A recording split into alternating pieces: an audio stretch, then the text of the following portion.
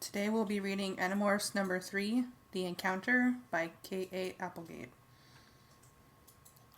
My name is Tobias, a freak of nature, one of a kind. I won't tell you my last name.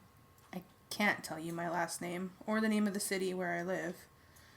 I want to tell you everything, but I can't give any clues to my true identity, or the identity of the others. Everything I will tell you is true. I know it's going to seem unbelievable, but believe it anyway. I am Tobias. I'm a normal kid, I guess, or used to be. I used to do okay in school. Not great, but not bad either. Just okay. I guess I was a dweeb, kind of. Big, but not big enough to keep from getting picked on. I had blonde hair, kind of wild because I could never get it to look right. My eyes were... What color were my eyes? It's only been a few weeks, and already I'm forgetting things about being human. I guess it doesn't matter anyway. My eyes now are gold and brown. I have eyes that look fierce and angry all the time. I'm not always fierce or angry, but I look that way. One afternoon, I was riding the thermals, the upswelling hot air. I rode them way up into the sky. The bottoms of low clouds, heavy with moisture, scudded just a few feet above me. I looked down and focused my laser-like eyes, my fierce eyes. I could still read. I hadn't forgotten how to do that. I could still see the big red and white sign that said, Deal and Dan Hawks Used Cars. I pressed my wings back, closer to my body, and began to fall. Down, down, down, faster and faster. I fell through the warm, early evening air like a rock, like an artillery shell falling towards its target. All was silent except for the sound of the air rushing over the tops of my wings. The ground came up at me. It came up like it was trying to hit me. I saw the cage.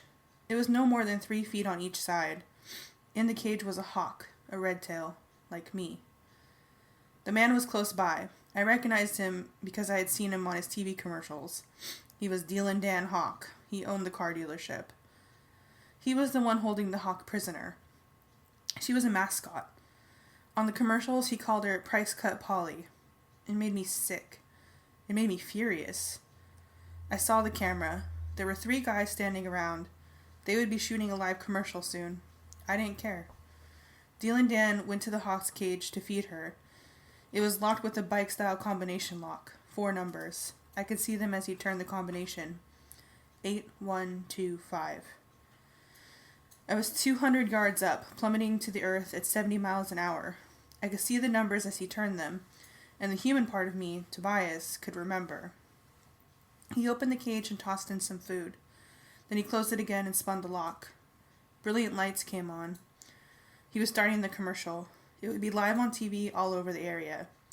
What I was planning was insane. That's what Marco would have said. It was one of his favorite words, insane. I didn't care. A hawk was in a tiny cage, being used as a prop for some low-life car dealer. That wasn't going to go on. Not if I could help it. Seer! I screamed. 20 feet from the ground, I opened my wings. The strain was terrible. I absorbed most of the momentum and used the rest for speed. I shot across the parked cars to the cage. I landed on the bars and grabbed on with my talons. I used the hook of my deadly sharp beak to click the first number into place. Hey, what the... Someone yelled. The bright TV light focused right on me. Well, ladies and gentlemen in TV land, Dealin' Dan yapped in surprise. I guess we have a bird trying to break into our Price Cut Polly's cage. Boy, you better shoo him away. Yeah, right, shoo me, I thought. I clicked the second number. There were people coming for me. I saw a mechanic swinging a long steel wrench, but I wasn't going to leave without freeing this bird. Hawks do not belong in cages. Hawks belong in the sky. But they were all around me. Get him, Earl! Hit the thing! Look out for that beak of his. Maybe he's got rabies. Wham! The mechanic swung the wrench. It barely missed my head. I was dead if I didn't get some help. Fast. Rachel? I cried silently with my mind. Rachel! Now would be a good time. Sorry, I missed the first bus. I just got here. Her voice was in my head. We call it thought speak. It's something we can do when we morph. I breathed a sigh of relief. Help was on the way. What in the world was... The mechanic cried. I knew what it was. It was Rachel. Pretty blonde Rachel. Although right at the moment she wasn't very pretty. Impressive, but not pretty. Boom. Crunch. Oh my god. Oh my lord, Dylan Dan gasped. Forget the bird, there's an elephant, stomping over the convertibles. I would have smiled, if I'd had a mouth. I finished turning the lock. I yanked open the cage door. The hawk was wary. She was a true hawk, with only a hawk's mind and instincts to guide her. But she did know an open path to the sky when she saw one. Out she came in a rush of gray and brown and white feathers. She didn't know that I had freed her. That kind of concept was beyond her thinking, and she felt no gratitude. But she flapped her wings and rose into the air. Free. And right then I had the strangest feeling, like I should go with her, like I should be with her. Can we get out of here now? Rachel asked. She was bellowing loudly, tossing her big trunk around and stomping various cars, having a very good time by elephant standards. But it was time for us to leave, for Rachel to resume her human form. I looked up again. I saw the sunlight shine through the hawk's red tail. She flew toward the setting sun. Chapter 2. I hear sirens, I said urgently. I hear them too, Rachel snapped. I have ears the size of quilts. You think I can't hear them? I'm morphing as fast as I can. I just hope it's real cops, not controllers. We had reached a patch of woods behind Deal and Dan's car dealership. It was really just a few scruffy trees between the car place and the convenience store. I watched from a low tree branch as Rachel morphed back into human again. If you've never seen someone morph, you have no idea just how incredibly weird it is. When she began, she was a full-grown African elephant, 10 feet tall, almost twice that from head to tail. She weighed at least 6,000 pounds. I say at least because we never exactly tried to stick her on the bathroom scale.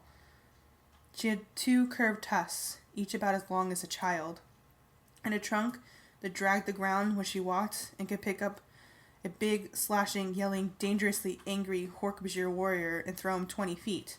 I'd seen her do it. Tobias, you could have at least waited until he was done broadcasting that commercial. Thousands of people saw that on TV. Thousands. Most people will figure it was some kind of stunt or trick, I said.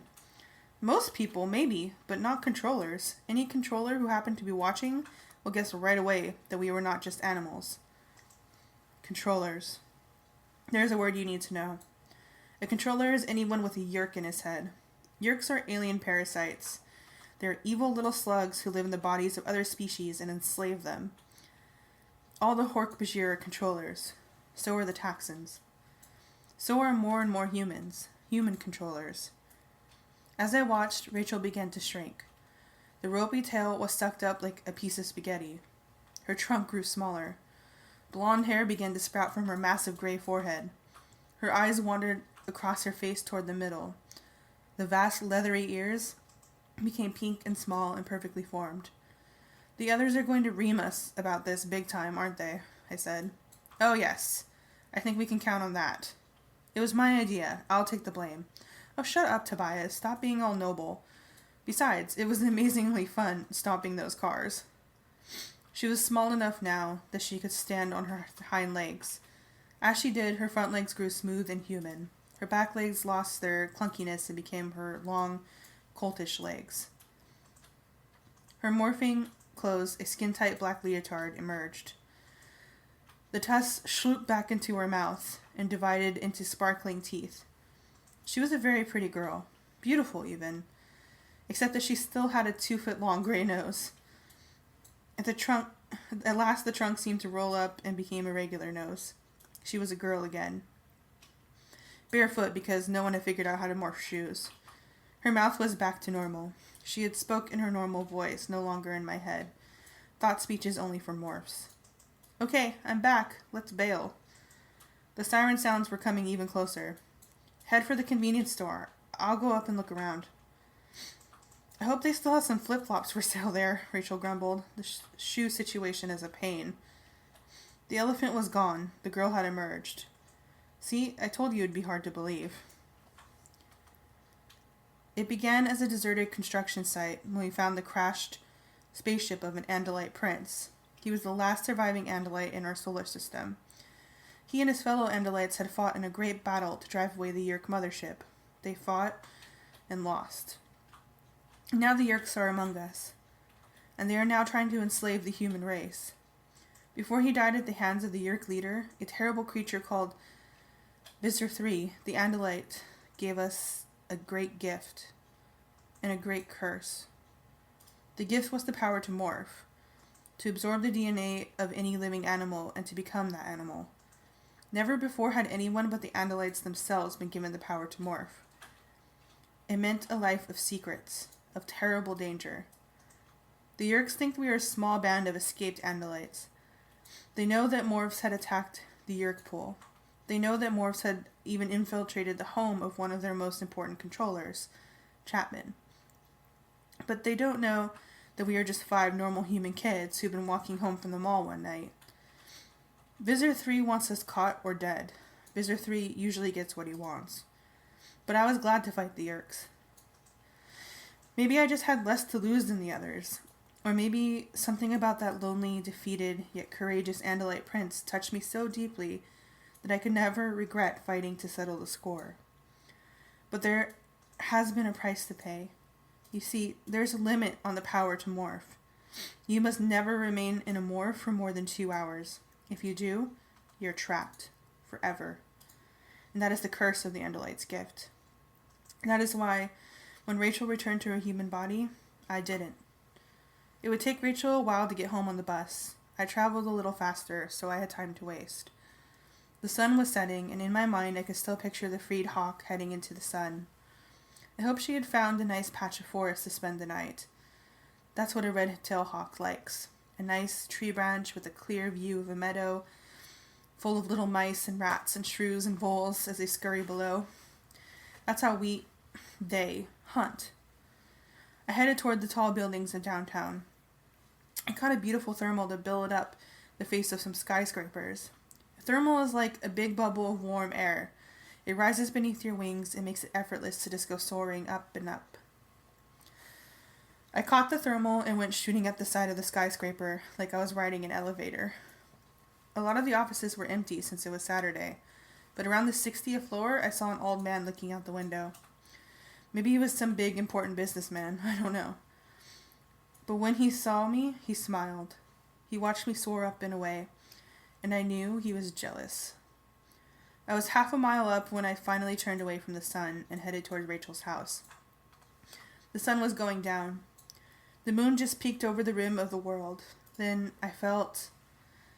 I don't know how to describe it. It was in the air above me. Huge, vast, bigger than any jet. I looked up, but there was nothing there. And yet I felt it in my heart. I knew it was up there, coming toward me, but perhaps a mile higher than me. I focused all the power of my hawk's eyes on the sky. A ripple. That's what it was, a ripple. Like the ripple you make throwing a stone into a calm pond. The faint twilight stars flickered as it passed by. The sun's light bent, and for just a split second, I was sure I could see something. But no, it was gone. If it had ever really been there. I tried to follow the hole in the sky, but it was moving too fast. I tried to see which way it was going, and where it had come from. It seemed to be moving away from the mountains and picking up speed. But I lost it over the suburbs as it accelerated away. I flew on to Rachel's house. I watched as she got off the bus far below me. The others, Jake, Marco, and Cassie, were all up in her room, waiting for us. I was not surprised. "Hey, Rachel," I said, floating above her. She could only wave up at me. You can hear thoughts speak when you're human, but you can't make thought speech. I predict Marco's first words will be, "Are you insane?" I told Rachel. She gave me a little wink. Rachel went in through the front door. I almost flew in an open window. I flew into an open window. There we were, all together, the 5 of us, the Animorphs. The other 3 of us must have seen the commercial and were not at all happy. Marco started the conversation. "Are you insane?" he said. Chapter 3. Marco yelled for a while. Jake made us promise never to do anything that stupid again. And Cassie, being Cassie, got everyone to make up and be friends again. We aren't supposed to be rescuing animals, Marco said. We're supposed to be rescuing the entire human race from being enslaved by the Yeerks. I thought you didn't want to save the world, Marco, I pointed out. He scowled at me. But there's no point in scowling at me. With my face, I can outscowl anyone. You're right, Marco said. But since all of you guys think you have to save the world, and since you're all my friends, more or less, I figure someone has to keep you all from being total idiots. Marco is the most reluctant of the Animorphs, although actually he's the one who came up with the word Animorph. And he's been in with us from the start. Marco just thinks we should look out for ourselves and our own families. Marco and I will probably never be very close. He's a typical smart aleck kind of guy, always confident. Always has some funny or sarcastic thing to say. He's short, or at least he's not very tall. I guess girls think he's cute because he has this long brown hair and dark eyes. Jake grinned at Marco. So you're the one who has to rescue all of us from being idiots? Boy, if Marco's the sensible one, we're all in serious trouble, Rachel said. Everyone laughed. Jake gave Marco an affectionate punch on the shoulder. Just the same, it's nice of you to want to save us all. It's almost sweet. Marco made a face and grabbed one of Rachel's pillows to throw at Jake. Marco and Jake are absolute opposites, although they've been buds forever. Jake is big. Not football player big, but solid. Jake is one of those people who are natural leaders. If you were ever trapped in a burning building, you would turn to Jake and ask, "What do we do?" And he would have an answer, too. You can tell he and Rachel are cousins. They're both kind of determined people. I have to get going, Cassie said. I have horses to feed and bird cages to clean. Don't say the word cage around Tobias, Marco said. He'll do some guerrilla commando ninja SWAT team Hawk from Hell attack and on the center. And he'll talk Rachel into stomping your house flat. Everyone laughed because we all knew why Cassie had bird cages. Her father and mother are both veterinarians. Her mom works for the Gardens, which is this huge zoo and amusement park. Her dad runs the wildlife rehabilitation clinic in the barn on their family farm. The center takes in wild animals that are sick or hurt and cares for them. The cages Cassie had to get home to clean were filled with sparrows with broken wings and eagles who'd been shot and seagulls who'd gotten tangled in trash. Cassie is our expert on animals. She also gets us access to animals to morph. She's a gentle person. She can also morph better than any of us. Everyone stood up and started to go. You coming, Tobias? Jake asked me. No, not right away. I think I'll fly around. It's a nice night. Cool, he said. I'll put some food up in your attic for you just in case you get home late. I don't want anything getting at it, though. Can you open one of those Rubbermaid things? I saw the way the others kind of looked away when Jake mentioned the attic. They felt sorry for me. I can get it open, I said. Just be careful, you know, Tom. Tom is Jake's big brother. Tom is one of them. Everyone said goodnight. I saw Cassie and Jake touch their hands together in a way that could almost have been accidental. Then they were all gone, all but me and Rachel. I don't like thinking of you living in a cold attic, Rachel said. I'm okay, I said. I wondered if I should tell her what I had seen, the darkness within darkness, the hole in the sky. But the truth was, even I didn't know what it was. It would just worry her, and she worried too much about me already. Good night, I said. Yeah, take care of yourself, Tobias. I flew out through her window and into the night. Rachel's sad eyes seemed to follow me. I hated the way they all felt sorry for me. All they could see was what I was not, and all they could see was that I was not what I used to be. All they saw was that I had no home. But they didn't really understand. I hadn't had a real home since my parents died. I was used to being alone, and I had the sky. Chapter 4. The next day I decided to go back where I had seen, or not seen, the big thing in the sky. I had a feeling about it, a bad feeling. I flew up over the same area, rising as high as I could on the thermals. Hawks are not quite as good at soaring as eagles or some buzzards are. Man, you should see the way a turkey buzzard can work those thermals. Awesome. And actually, the red-tailed hawk in my head would be just as happy perched patiently on the branch of a tree, waiting to see its next meal go scurrying by. But I didn't eat like a hawk. I ate food that Jake gave me. I didn't hunt, although sometimes the urge to hunt was pretty strong. I could just hear Marco making some smart crack about me eating mice or roadkill. When you're in morph, it's hard to resist the animal's instincts. Jake found that out when he became a lizard. He glomped down a live spider before he got control of the lizard's instincts. I hadn't done that yet. I was afraid if I did it once, I'd never be able to stop. I soared high above the city, over the area I'd been through the day before, but nothing. Nothing moved in the air above me. And then it occurred to me, whatever it was, maybe it only happened at certain times of the day. It had been almost sunset when I'd felt its presence last. I decided to come back around sunset, which meant I had the whole day ahead of me with nothing special to do. This did not make me happy. See, the fact is, a hawk spends almost all of its time hunting food. As for me, Tobias, when I hadn't been in school, I used to spend most of my free time watching TV, hanging out at the mall, doing homework, reading. All things it was difficult for me to do now. I missed school. Even though I had constantly been picked on by bullies, I didn't really miss my home, though. See, when my parents died, there was no one who really wanted me. I ended up getting shunted back and forth between an uncle here and an aunt across the country. Neither of them really cared about me. I don't think they even missed me. I had arranged for Jake to leave a message with my uncle.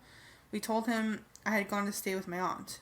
Each of them, my uncle and my aunt, thought I was staying with the other. I had no idea how long that trick would hold up before one of them figured out I wasn't in either place. I guess when they realize, they'll call the cops and report me as a runaway. Or maybe they won't even bother. So, what was I going to do with my day? I'd been floating up here in the high air just below the clouds for a couple of hours. It was time to give it up and try again another time. I tilted my wings and adjusted my tail, turning towards Rachel's house. Maybe she'd be hanging around the house too, bored. And then it happened. A mile or more above me, the ripple passed through the air. An emptiness, a hole where no hole could be. I reacted instantly. I had to get closer. I flapped till my chest and shoulders were sore, but it was moving too fast, and it was too high. It pulled away from me, a wave of air, a rippling of the fabric of the sky. It was moving in a different direction, though. It was moving toward the mountains. Then, a flight of geese on the move in a tight V formation. There were maybe a dozen of the big, determined geese, moving along at an amazing rate, powering their way through the air like they always do. Geese always seem to be on a mission, like, get out of our way. We're geese and we're coming through. The geese were aimed straight for the disturbance. Suddenly, the lead goose folded like it had been hit by a truck. Its wings collapsed, but it did not fall. The crippled goose slid through the air. It slid horizontally, rolling and flopping like it was passing over the top of a racing train. Most of the other geese suffered the same fate. One or two peeled away in time, but geese are not real agile. The invisible wave smacked into the flight, and the geese were crushed. They were rolling and sliding along some unseen but solid surface. And everywhere the geese hit, I could catch little glimpses of steel gray metal. The wave passed by. The geese fell in its wake, dead or crippled. It flew on, unconcerned. But then, why should the Yerks care about a handful of geese? And that's what they were. I was certain. Yerks. What I had seen, or not quite seen, was a Yerk ship. It figures, Marco said thoughtfully. The Yerks would have to have some kind of cloaking ability, like stealth technology, only much better. We were all in Cassie's barn. Her dad was away for the afternoon, and it's one of the few places where I can go and not look out of place. It's a regular old-fashioned barn, but with rows of clean cages and fluorescent lights. There are partitions keeping the birds away from the horses, and more partitions keeping the raccoons and the opossums away from the occasional coyote, away from the skittish horse. The floor of the barn is usually strewn with hoses and buckets and scattered hay. There are charts on each cage showing the condition of the animal and what treatment it's getting. It's usually a pretty noisy place, what with various birds chirping or cooing, horses snuffling, and raccoons fussing with their food. I looked over a little nervously at a pair of wolves, one male, one female. One had been shot, the other had eaten poison left out by a farmer. Wolves were new to the area. Wildlife experts had brought some back to the nearby forest. Wolves make hawks a little edgy. We were always able to see Yerk ships, Rachel pointed out. We saw the bug fighters and the blade ship. She was leaning against a cage that housed an injured mourning dove. The dove was watching me suspiciously. Yeah, but every Yerk ship we've ever dealt with has either been on the ground or about to land, Jake said. Maybe the cloaking ability doesn't work if they get close to land. But if you think about it, Marco is right. They would have been able to avoid being picked up by the radar. Maybe they also have the ability to avoid being seen. It was a Yerk ship, I said flatly. How can you be so sure? Cassie asked. She was working as we talked, cleaning an empty cage with a brush and a bucket of sudsy water. It just was, I said stubbornly. I just got a feeling from it. Also, it seemed huge. Far bigger than even the biggest jet. This was huge. More like a real ship, like an ocean liner. The question is, what do we do about it? Jake asked. Of course, I knew he'd already made up his mind to do something, but Jake doesn't like to act like the one in charge, even though that's how I think of him. He lets everyone have their say first. I want to find out what it's doing, I said. The first time, I had the feeling it was heading away from the mountains. And the second time, it was doing just the opposite. It was flying too low to make it over the mountains. So I'm guessing it was doing something in the mountains. Rachel nodded. That makes sense. Marco rolled his eyes. The mountains? Have you suburb dwellers ever been to the mountains? We're talking about a large area. No matter how big the ship is, it could hide in 1,000 places in the mountains. Then we better start looking right away, Rachel said brightly. Jake looked at Cassie. Cass, what do you think? Cassie shrugged. I halfway feel like we've done enough, We attacked the Yerk pool. We barely got out alive. We infiltrated Chapman's house, and Rachel was captured. Again, we barely got out alive. I guess the question is, how many risks are we going to take? How many more times are we going to barely escape? I could see that Marco was surprised. Suddenly it sounded like Cassie was on his side. Exactly. That's what I've been saying. Why is it our job to get killed? And then Cassie went and blew it all for him. I mean, as far as I'm concerned, I can't just do nothing while people are enslaved by the Yerks, Cassie said. Maybe it's just me. She shrugged. The thing is, I have these powers. She shrugged again. I can't just do nothing. Look, these aren't people we know, Marco argued. These aren't my friends or my family. He shot a guilty look at Jake. And we did everything we could for Tom. So why should I get killed for strangers? We can't stay lucky forever. Don't you people understand that? Sooner or later, we'll slip up. Sooner or later, we'll be standing around here crying because Jake or Rachel or Cassie or Tobias is gone. You know something? Rachel exploded. I'm tired of trying to talk you into this, Marco. You want out? Fine, you're out. Hey, Rachel. You're not just doing this to help save the human race, Marco yelled back. You get off on the danger, and that's why you went with Tobias to free that bird. That wasn't about saving the world. That was just about rescuing some stupid bird. Marco realized he'd gone too far. He fell silent. The others all looked guiltily at me. Rachel shot Marco a look of pure anger. As of right now, I said, as of today, only one of us has been hurt. Me. But I'm not going to give up. I'm not anyone's leader. And what I am going to do is go to the mountains tomorrow morning. What the rest of you do is your business. I'll be with you, Rachel said instantly. Cassie nodded. Jake made a wry smile. You say you're not a leader, but I'll go with you. Marco shook his head. No, he said. Your choice, Rachel said. That's not what I meant, Marco said angrily. I meant no, not in the morning. Tomorrow's a school day. If all of us skip school on the same day and later there's some trouble with the Yerks, don't you think Chapman might put 2 and 2 together? Jake raised an eyebrow. Marco's right. After school. He looked at the others and nodded. It bothered me that Marco was right, but he was. Marco might be a pain in the butt, but he's a very smart guy. It worried me a little. It made me wonder. Was he right about the other things as well?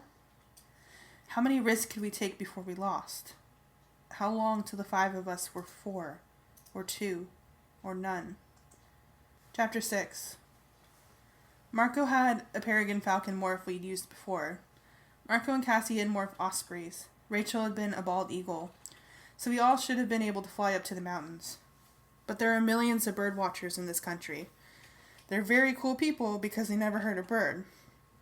They don't hunt. They're just getting pleasure out of watching birds fly or nest. Bird watchers would think it was very, very weird if we saw a red-tailed hawk, a bald eagle, a falcon, and 2 ospreys all flying together as if they were on a mission. And some of those gentle bird watchers might be not so gentle controllers. Bird watchers, Marco snorted as he trampled over the carpet of pine needles and deeper into the woods. We could fly, but no, we have to walk, 20 miles probably. Cassie's farm has a lot of open grass areas, and it borders on a national forest. The national forest goes on forever. It stretches from the edge of town all the way up to the mountains. It's all pines and oaks and elms and birches. Wilderness, really. Thousands of square acres of it. Oh, come on, Marco, Cassie chided gently. It's an opportunity to try out a new morph. Yeah, Jake chided. Instead of being home doing math homework, you get to turn into a wolf. Are you going to tell me that you'd rather be doing equations? Let's see, Marco considered. Math or becoming a wolf and going off to find aliens? Maybe I should ask the school counselor what she thinks. It's such a common problem. I'm sure she'd have some good advice. Since it wasn't a good idea for all of us to travel to the mountains as birds, the others needed a morph that could travel far and fast through the woods. And there were 2 injured wolves in Cassie's barn. Jake stopped, looked around, and announced, "This is good." We were a few hundred yards into the woods. I came to rest on a low branch of a huge oak tree. The hawk and me took note of Squirrel a few branches up. He started chittering and shrieking his little squirrel warning, "Danger, danger, hawk, hawk." I gave him a look. He twitched and stuck the acorn he was holding into his cheek and took off at full speed. What I don't get is why I have to be a girl wolf, Marco grumbled. We had 1 male and 1 female, Cassie explained for the 10th time. If 2 of us morphed into the male, we'd have 2 males. 2 male wolves might decide they had to fight for dominance. I could control it, Marco said. Marco, you and Jake already fight for dominance, and you're just ordinary guys, Rachel pointed out. She's right, Cassie said sadly. I'm afraid your primitive male behavior might slow us down. Hey, when I morphed into a gorilla, I handled that gorilla brain okay, didn't I? Marco demanded. Sure, Marco, Rachel said. She batted her eyes. But that was different. You and the gorilla were already so much alike. Cassie and Rachel gave each other discreet high fives. Hugely funny, Marco said. We flipped a coin, fair and square, Jake said. I got to be the male. You're one of the females. Get over it. Let me see that coin again, Marco said suspiciously. Jake just smiled. Let's just do this. Cassie, you want to go first to see what it's like? We had learned from hard experience that morphing can be extremely disturbing. Jake had morphed into a lizard and had been almost overpowered by the animal's fearful brain. The same had happened to Rachel when she morphed a shrew. She still had nightmares about the shrew experience. Its fear, and worse, its hunger for bugs and rotting flesh. On the other hand, Jake had morphed into a flea, and according to him, it was kind of a big nothing. Like being trapped inside a very old, very bad video game where you could barely see anything. The flea brain had been too simple to make trouble. Okay, I'll let you know. Cassie closed her eyes and concentrated. Then she opened them again. Wait, let me go down to my morph suit first. I don't want to get tangled up in my clothes. She removed everything but a leotard, kicked off her shoes, and stood barefoot on the pine needles. The first change was her hair. It went from very short black to shaggy silver in just a few seconds. It traveled down from her head, down to her neck, over her shoulders, around her neck. Long, shaggy fur. Then her nose bulged out. I shuddered. You never really get used to seeing people morph. It is something straight out of a nightmare. Even though Cassie seems to have some kind of talent for it, she's never quite as gross as the others. I guess it's because she's so close to so many animals. Maybe she just has a special feel for them. Still, as the wolf snout began to push from her face, it was not a pleasant sight. Her ears grew furry and pointed. Then they slid straight up to the side of her head till they almost touched the top. Her eyes went from brown-black to golden brown. All over her body, the fur replaced the bright pinks and greens of her leotard. A tail suddenly shot out from behind. I could hear the grinding of her bones as they rearranged. Her upper arms shortened. Her lower arms grew longer. Fingers shriveled and disappeared, leaving behind only stubby black nails. There was a sickening crunch as her knees changed direction. Her legs shrank and thinned and grew fur. Suddenly she fell forward, no longer able to stand erect. It had been about 2 minutes. Cassie was now a wolf. "How is it?" Jake asked. Cassie jerked suddenly at the sound of his voice and spun around to face him. She bared her teeth and snarled a warning that would have made a Texan back up. She had very impressive teeth. "Let's all stand really still," Jake said. "Good idea," Marco agreed. "Really, really still, because those are really, really big teeth." Everyone stood motionless. They had all been through similar experiences. We knew what was happening. Inside the wolf's head, Cassie was fighting to gain control of the wolf's wild instincts. "Sorry," she thought spoke at last. "I have it now." "Are you sure?" Rachel asked warily. "Yes, it's fine. I'm fine. In fact, it's really kind of wonderful. The sense of hearing? Wow. And my nose? Whoa, that's incredible. I've never morphed an animal with such a strong sense of smell." "Then I'm extra glad I put on deodorant," Marco joked. "Who had bacon for breakfast?" Cassie turned her wolf head this way and that. "Rachel? Bacon? I thought you were going to go vegetarian." Marco laughed at the guilty look on Rachel's face. "Ooh, busted by Cassie the Wonder Nose." "Let's get busy," Jake said. The 2-hour clock is now running. Tick-tock. One by one, they each stole a glance at me. I'm the handy reminder of what happens if you stay in morph too long.